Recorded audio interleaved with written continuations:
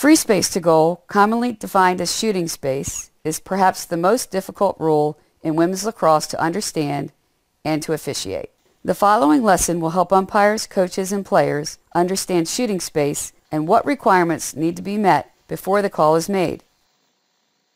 When shooting space is present, it is an immediate whistle. This foul may not be flagged. Additionally, if a shot is taken and a goal is scored during a shooting space whistle, the goal does not count. It is impossible to know when the goalie relaxes in this situation.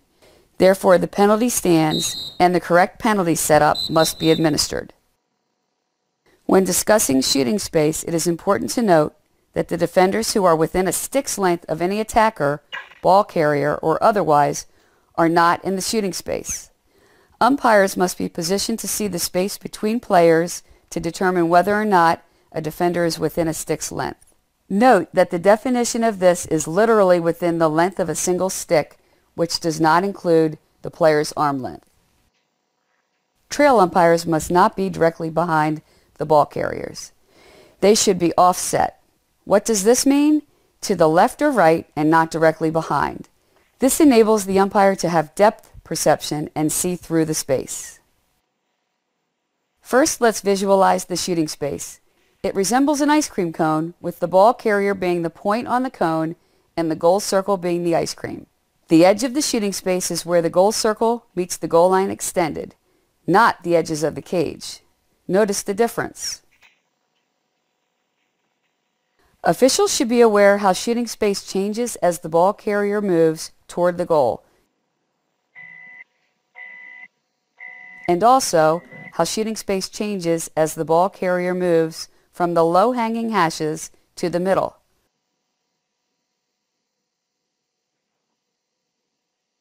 Players are allowed to have their sticks in the shooting space lane as long as their body remains safely out of the lane. In the two-person system, the lead official will be looking up at the shooting space lane on her side, and the trail official will be offset looking down the lane for shooting space. When an 8 meter is awarded at the hanging hash and defenders are cleared along the lane, see how many steps it takes to be in the shooting space.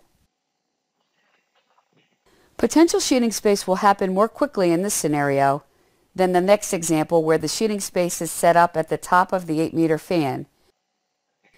Here it will take multiple steps for a defender to arrive in the shooting space lane.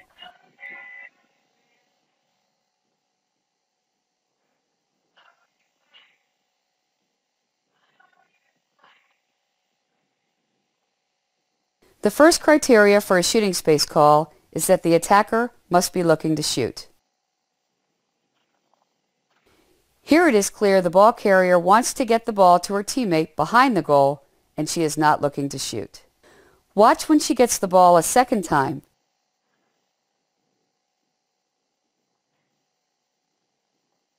She is clearly looking to shoot. This is something the umpire judges based on circumstances of the play and visual cues from the ball carrier. Watch how differently the player looks when she is looking to shoot. The next criteria needed to make a shooting space call is that the ball carrier must have the opportunity to shoot.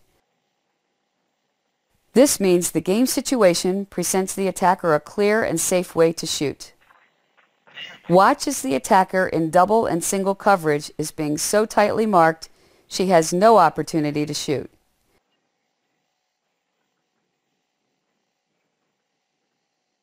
It is always the shooter's responsibility to shoot safely. She may not shoot through defenders if the defenders are within a stick's length of her or are within a stick's length of her teammates. The following scenes show familiar game situations where shooting space is not present. Defenders who stay with cutters within a stick's length who are being drawn through the shooting space by attackers are not in shooting space. Shooting space is not a 1-to-1 ratio like the 3 seconds call is.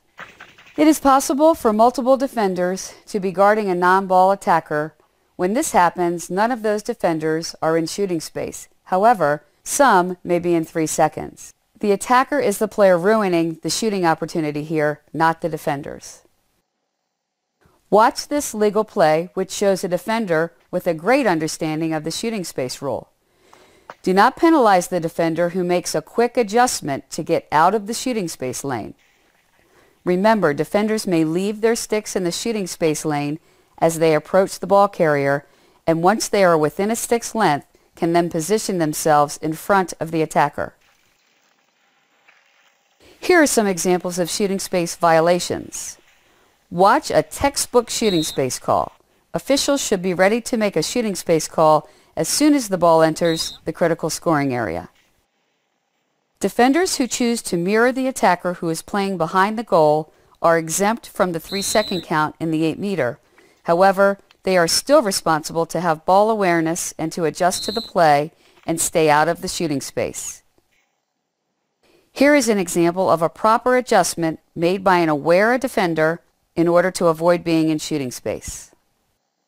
Remember, defenders who are drawn through the shooting space who maintain a stick's length marking distance from an attacker are not in the shooting space. When defenders wish to leave their mark to go to the ball carrier, they must do so while staying out of the shooting space. This scenario must be timed appropriately, because when it is not, it will result in a shooting space call. Here is a defender who incorrectly leaves her mark to play the ball carrier. The goalkeeper, while dressed in protective equipment, must also abide by the shooting space rules when she leaves her goal circle. Watch the goalie in the shooting space lane. This must be called.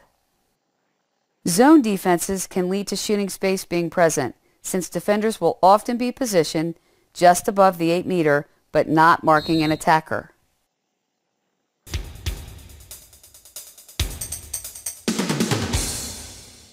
Now let's use the ropes to teach officials how to properly administer clearing the penalty lanes. When major fouls occur in the critical scoring area outside the 8-meter arc and play is stopped as a result, the official must clear the penalty lane. When a foul is called in the critical scoring area, officials should be aware of where the players are at the end of the play so they can be moved appropriately.